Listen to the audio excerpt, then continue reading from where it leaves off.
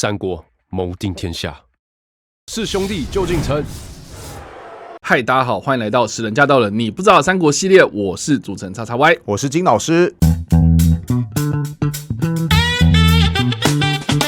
好的，欢迎回到我们的节目。我们这一集要来聊聊的是《三国》这个电视剧的第31集。这一集的内容主要是在描述刘备他投靠荆州的刘表之后呢，似乎发现了荆州内部有一个政治风暴，主要围绕在刘表这个人跟他的太太蔡氏这个人身上。那我们这一集就来好好花点时间聊聊有关于刘表跟蔡氏到底是何方神圣咯。好的，其实熟悉三国的朋友都知道，荆州是块好地方。荆州它位于天下之腹中央的地带，这种地带就是交通方便嘛，对，所以都会很容易成为战略要地。我们之后就会提到，像东吴，他认为说他要夺取天下的关键是什么？就是先要攻占荆州。那如果还有机会的话，继续攻占更西边的益州，也就是今天四川这一带，这叫二分天下之计。我们后来还会提到的诸葛亮更著名嘛，三分天下嘛，三分天下的前提是什么？就是刘备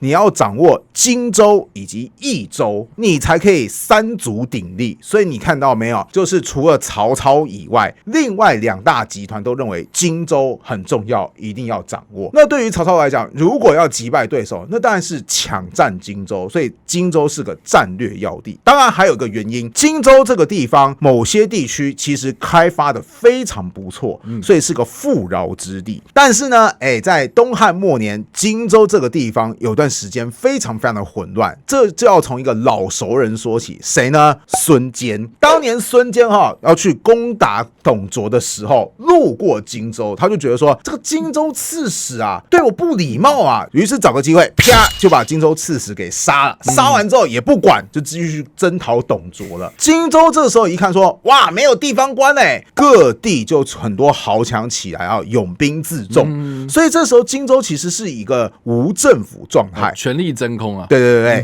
权力真空怎么办？当然就要派人过去管理嘛。注意，此时掌握东汉朝廷的还是董卓。是啊，董卓说啊，荆州不能没人管啊，这样子好，找个汉室宗亲刘表，你给我去管理荆州。那其实刘表觉得说，我的天哪，我收到个烂摊子。为什么？因为荆州已经这个混乱失序了嘛，对不对？事实上，等到刘表要前来荆州的时候，荆州的有利人士很多人是不希望刘表来的，他们会觉得说，你看我现在可以当三大王，就是因为没有朝廷的命令，现在朝廷又派了一个新的地方官来，你来了啊，我要怎么当三大王，对不对？所以有一些人甚至已经提前埋伏好在几个通往荆州的要点，就想说你过来我就弄死你。搞得刘表怎么样？他只能单枪匹马上任，他不敢带其他人，因为怕说人太多会引起注意，所以他算是很狼狈的情况下嘛，一个人东躲西藏，最终才进入到荆州的境内。刘表他到达荆州之后，其实就立刻布达说，我已经上任啊，如果有意愿跟我们一起畅谈荆州的未来的话，欢迎派代表一起来协商。那此时呢，史书就描述有两大家族派人过去了，第一个家族南郡蒯家，第二个家族襄阳蔡家。那这两个家族对当时的刘表提供了什么样的建议呢？蒯家是提供谋略，包含就是说，现在大家乱成一团怎么办呢？答案就是你找那几个刺头过来，一口气把他们给挂掉，立威。事实上后来刘表也这么做，所以很多人被吓到说，那个看来新来的地方官不好惹啊，才逐渐的顺从刘表的安排。那襄阳蔡家提供的是什么呢？提供的是婚姻。什么意思？就是刘表你毕竟是外来户嘛，荆州各大家族虽然很想要信任你，但又很难信任你，那怎么办呢？这样子好啊，你刘表不如就娶了我们蔡家的女子，你这样子就跟我们荆州在地势力结为姻亲啦。那我们其他的荆州家族就会觉得说，刘表果然有心治理荆州，而且是愿意重视我们荆州当地人士的权益的。那你看，你得了一个蔡家，是不是就会带动其他家族也对你同样有信心呢？当然，刘表就是不会拒绝嘛，就是要说，好啊，很好哈，是于公于私，有什么不好的呢？OK， 于是蔡家的女儿就嫁给了刘表，而这个蔡家女儿就是电视剧所提到的蔡氏。那这边我来提一下，女人其实在古代毕竟是没办法当家做主的嘛，对不对？蔡家真正能够抛头露面出来说话、主持大局的是一个人，叫做蔡瑁。那这个蔡瑁跟蔡氏是什么关系呢？电视剧是说蔡氏是蔡瑁的姐姐，但是其实不同史书有不同的说法哦。蔡氏是蔡瑁的姐姐，这个说法是从哪边出来的呢？是从《后汉书》这则史料上面是这么写的：七弟蔡瑁及外甥张宇并得幸于表，意思就是刘表的老婆的弟弟蔡瑁获得了信任。所以这就是证明说，蔡瑁是年纪比较小的那一位。可是另外一个史料《襄阳记》是这么说的，就是说有一个人叫做蔡凤，蔡凤呢，她有2个女儿，大女儿嫁给黄承彦作为妻子，二女儿呢嫁给刘表作为妻子，而这个二女儿她是蔡瑁的妹妹。关系好复杂到底是姐姐还是妹妹啊？我觉得这个时候就是2个史料互相打架嘛，那也没有更多的史料可以作为证明嘛，所以我看到这边想说，好啊，这就是一个谜，就好像有人说女人的年纪是一个秘密啊，你是不要轻易试探的。所以我甚至都有脑补，不知道历史现场是不是有这么一段，就是蔡瑁提出说，好，我们襄阳蔡家愿意鼎力支持刘表刘将军你啊，怎么支持呢？我蔡瑁这边有个妹妹，不如你就娶了我妹妹好不好？然后刘表就说，醒醒吧，你没有妹妹。那是你姐姐，不要以为我不知道。OK， 然后蔡瑁就会说：“将军啊，我听某个朋友有讲说，年纪是女人的秘密，有些事情你看破就别说破嘛，对不对？”然后刘表就会回答说：“你说这个朋友是不是你自己？先承认你就是你朋友。”对 OK， 好啊，不管是姐姐还是妹妹，总之她就是蔡家的女儿嘛，是对不对？那这个蔡氏对于刘表有什么样的影响啊？第一个影响，的确透过政治联姻，荆州各大家族为刘表示瞻，这是第一点。再来第二点呢，影响刘表对于继承人的看法。其实刘表在娶蔡氏之前，他自己已经先有老婆了。那不知道他抵达荆州的时候，老婆是已经过世了，还是一段时间之后，反正他老婆就是一定过世了。那这个刘表前妻就有帮刘表生下个小孩，叫做刘琦。本来刘表是还蛮喜欢刘琦的，就觉得说这个孩子像我啊，爸爸看了很喜欢，你又是长子嘛，对不对？那当然位置就是交给你啦。可是后来刘表又生下一个小孩，叫做刘琮，而这个刘琮呢，老婆是蔡氏的外甥女。简单讲，刘琮跟蔡氏是有亲戚关系的。此时蔡氏就开始动脑筋，就想说这个刘表总是会死的嘛，对不对？刘表死后，荆州要继续维持安定啊，那他的继承人就很重要啊。如果是刘琦来当继承人呢，不是说不好，而是刘琦跟我们荆州在地人是怎么样关系不深，对啊，因为毕竟是外来的嘛。对啊，你是前妻生的嘛，对不对？而刘琮呢，你跟蔡家是有联姻关系的啊，我们熟啊，对不对？就可以继续延续刘表跟蔡家结婚，然后稳定各大荆州势力的格局跟关系，这样子是不是方便很多？所以蔡氏不管他是比较喜欢刘琮，或是站在大局，就是家族可以在荆州更稳定发展作为前提的情况下，就不断跟刘表讲说，我觉得刘琮其实比较好刘琮比较有才能你那个刘琦也不是说不行啊，但刘琮更棒啦总之在这个枕边风吹着吹着，后来刘表的心意就逐渐从刘琦转到刘琮身上。这个好像在电视剧里面其实也有多多少少提到嘛，就是刘琦刘公子啊，就一直常常跟刘备哭诉说，我的爸爸好像要把我抛弃冷落啦，都是那个蔡氏惹的祸啊。是。然后这个时候我印象很深刻的是，刘备他就非常非常的小心，就是不想要去碰所谓的荆州内政嘛，甚至还要避开一些什么聚会有的没的但是呢，有一次他在这个聚会上就不小心遇到了蔡氏，然后蔡氏就说我是蔡氏。这个地方呢，我就很想问金老师啊，就是说古代女子都是这样称呼自己的姓而已吗？我觉得这边是还蛮合理的。先说啦，古代因为女子地位比较低，绝大部分有姓无名，当然有的时候还是会取名字，小名嘛，对不对？在家里还是小孩子的状态，这样子比较好昵称嘛，对不对？像是东吴著名的君主孙权，他就有2个女儿，那这2个女儿有名有姓之外，还有小名，大女儿叫做大虎，小女儿叫做小虎，所以呢，如果要昵称的话，就要孙大虎、孙小虎这个样子。我也是不知道孙权的取名的这个艺术在哪边啊。好，总之继续说回来，所以女子要有名有姓，第一个先决条件，你家要够有地位，不然一般平民老百姓，哎呀，活着都不容易了哈，你要名字干什么呢？对不对？所以可能大部分都只有姓没有名。再来第2点，那你说蔡氏她的确是大家族的女子啊，那她就可能有名有姓嘛，对不对？是啊，是啊。那她干嘛不直接对刘备讲说，哦，我姓什么名什么这个样子呢？对啊。答案是因为女子名字这个东西，只有给很亲密的人你才可以知道。哦，因为毕竟她跟刘备才第一次见面嘛。对啊，什么就是亲密的人呢？亲人啊，比方说蔡瑁嘛，不管是我哥哥还是我弟弟，够亲密嘛，一家人嘛，对不对？我爸嘛，对不对？我老公啊，刘表啊，他们都可以知道啊。结果呢，刘备才第一次见面，你就站在刘表的心中来想想哈，这本来是很亲密的人才知道，结果蔡氏第一次见到刘备说啊，我的小名是什么啦？你以后可以称呼我为小名啊。对，哇，刘表就会觉得说，天哪，你在干嘛？你是有什么意图吗？对啊，哇，我虽然老了，你也不要那么快找下家。所以电视剧这边蔡氏见到刘备说，哦，我是蔡氏。当然啦，这句话我觉得太过于直白了，但如果你修饰一下，变成说我是刘表的贱内，好，就是自谦一下嘛，因为古代女子地位低，所以要叫贱内嘛。我是刘表的贱内蔡氏，其实完全没有问题。是，反而他如果连名带姓爆出来，哦，刘备可能要冷汗直流，就是你现在跟我讲这干嘛？这个是不是晚上接下来还有要加班？可是从这个地方可以看得出来，就是说，其实蔡氏在荆州的内部是可以呼风唤雨的嘛。是。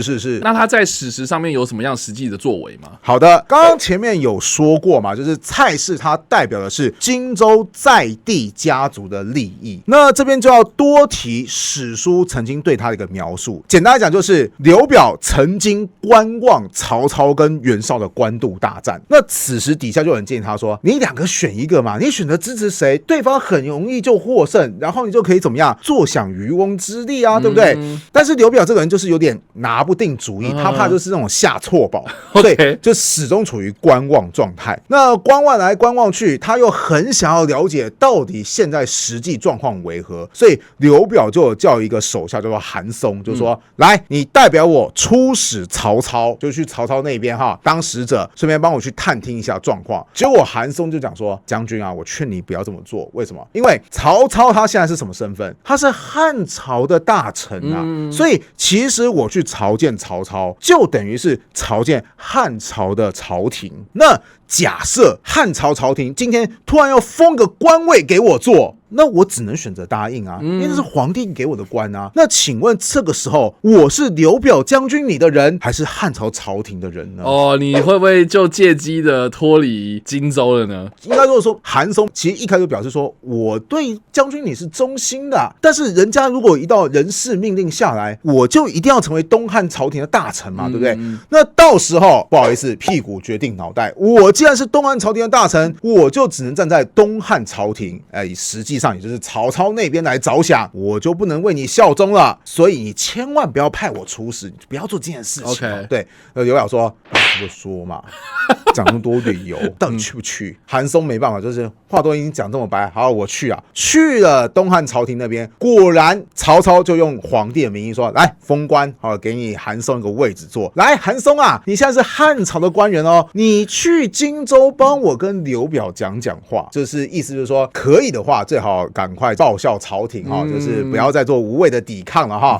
韩松就代表曹操，或是说东汉朝廷出使荆州，就说朝廷那边有命令，将军你要不要考虑就是投靠中央？刘表就说：“等一下，你不是代表我出席吗？怎么你回来之后要叫我投靠朝廷中央？你还是不是我的人呐？”韩松就说：“我不是出发前就跟你讲了吗？早跟你讲过。对啊，我就跟你说，我出发过去，我就不一定能够成为你的人啊。现在你这样质疑我，你好意思吗？”刘表说：“不对，不管，一定是你有问题。”所以就很生气，尝试要杀掉韩松。当时是几百个人有尝试着，就是说劝阻刘表说：“你不要做这种事情啦，那个时候这样做不好啊。”刘表说：“不管就不管，我要把他给干掉。”此时有人站了出来劝诫，谁？就是蔡氏。他就说：“老公啊，这个韩松是荆州最有名望的人之一，你现在把他给杀了，而且他就是直言相告，他出发前就已经直言相告啊，你还要把他给弄死，你这个名声好像不太好。”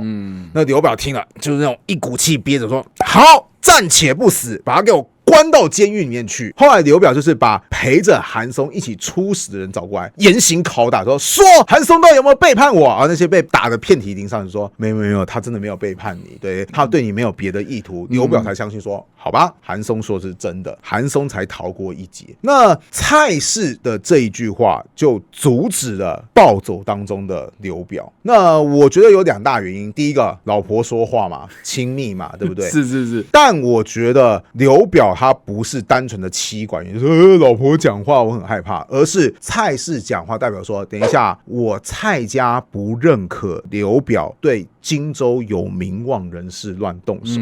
他是荆州人啊，我也是荆州有名望的家族啊，你刘表要获得荆州人的支持，你确定你要这么做吗？所以刘表他即便再气，也只能选择好先忍下来，找到真实的证据再弄死他。那偏偏又找不到真实的证据，所以找就坡下驴。所以可以看得出来，蔡氏他其实虽然没有办法像男生一样抛头露面，但讲的话是很有影响力的。哇哦，那这样听下来，我觉得电视剧它呈现的荆州内部，我觉得有点排外的感觉。是，的确是。所以刘备进去，哇，那这些人的确，你讲到一个重点，就是荆州最想要是什么？是安全啊。是啊。他为什么接纳刘表？因为我们荆州本来已经乱成一锅粥了，我们需要一个强而有力的代表来凝聚人心啊。刘表来了，太好了，赶快去找他成为我们的荆州的守护者。但是请注意，你是荆州的守护者，我们荆州人士愿意支持你，是你能够为我们荆州人士带来好处，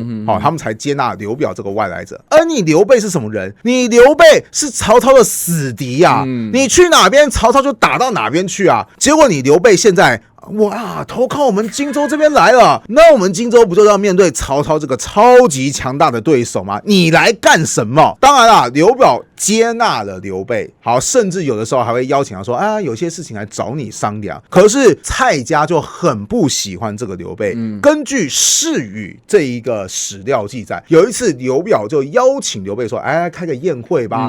然后呢，蔡家的代表蔡瑁就派军队打算半途干掉刘备。那刘备后来发现，就赶快逃跑，逃着，追兵也追着，就来到一条溪流的旁边。那这条溪流很大，水流很湍急，你大概是渡过不了这个溪流，会被冲到下游去的。所以刘备此时就觉得说啊，怎么办？前有天险，后有追兵，该怎么办呢？他只好对着自己的胯下骏马叫做狄卢说：“狄卢，现在已经被逼到紧要关头了，你要努力呀！”结果不知道是刘备他会说马语吗？还是狄卢他很通人性嘛？这狄卢突然啪就跳得超高超远，直接越过整个潭溪。这个就是三国历史上或是说小说情节当中非常著名的马越潭溪事件。有这个在电视剧里面也有呈现出来啊，我印象也蛮深刻的。但是这个在史实上是真实有被记载的吗？好，答案是有啊。首先我刚刚有说这是出自一个史料叫做《世语》嘛，那《世语》的可信度高吗？裴松之有把它拿出来作为注解说，有这么一段史料说了这么一段事。但是《三国志》的作者陈寿再次强调，这个人治史怎么样？严谨啊。我但凡有一点疑惑，有一点疑虑，我就不要用这则史料。所以你到底觉得可不可信呢？裴松之大概就觉得说，还是有它的价值的。那陈寿就说，他不能100%可信，我不用啊，你要不要用你家的事情。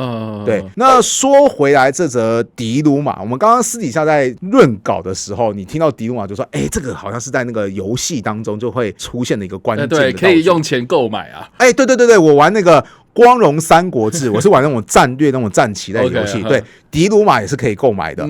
顺带一提，迪卢马可以购买，它也有特殊能力，很好用，但它的价格会比赤兔马低。最后来多说一下迪卢这个东西哈，这种马可能在历史上是真实存在的。根据伯乐的《相马经》曾经提到，马白额入口至齿者，名曰鱼燕。一名迪卢，就是说，哎呀，这个马如果它的额头上面有那个白痕哈，对，它就叫迪卢马。但是这个迪卢马有个特性，什么特性？就是谁骑它，谁的性命就算是到头啦。你说克主人吗？哎，对。OK， 三国演义其实也有演到这个桥段，就是说刘备获得迪卢马，然后有人就告诉他说：“我告诉你啊，这个迪卢马啊是会克死主人啊，你不要骑哈。如果你真的要骑的话，我告诉你个方法。”然后刘备就问说：“什么方法？”就说你就找个人上来哈。那个人他骑了死掉之后，好，就算是帮你挡掉这一劫，你再骑上去就好。好，刘备说：“我这个人很有仁德的，我怎么忍心做这件事情呢？”后来才出现这个马月檀溪事件，就是我想说，是不是这种就是说克死主人也只是种传说嘛，对不对？事实上，《三国演义》作为小说还是很讲逻辑性的，因为迪卢马后来的确还是克死人的。就是《三国演义》后来有描述到，刘备得到新的军师庞统，然后一起去进攻益州，也就是今天的四川。然后有一次呢，这个庞统要骑马的时候，突然那个马就把庞统给掀翻了。好，刘备就说：“啊，你没事吧？你怎么骑那么烂的一匹马呢？”然后庞统就说：“啊，我也觉得好奇怪，这匹马平常不是这个样子，怎么今天就把我给摔下来？”然后刘备说：“那这样子好，你骑我的迪卢马好了，我骑它都很温顺，它是一匹好马，你还骑它吧？”结果庞统骑了迪卢马，没过多久就遇到埋伏，然后被乱箭射死了。所以可见迪卢马还真的有克主的状况。那为什么就只有刘备没被克呢？答案是刘备命太硬吧，就硬到说有一个 AT 立场之类的，然后那种死亡的气息直接被刘备那种超级强大的那种凌压或是霸气给弹开来，这算是小说的一种描述啦。好，所以以上呢，这个就是我们今天的内容。我们介绍了有关于荆州内部的权力变化，还有刘备跟刘表以及蔡氏之间的关系。不知道大家在听完这个故事之后有什么样的想法？欢迎在留言区帮留言，我们来跟你做互动跟讨论哦。你不知道三国系列，我们下次再见，大家拜拜，拜拜。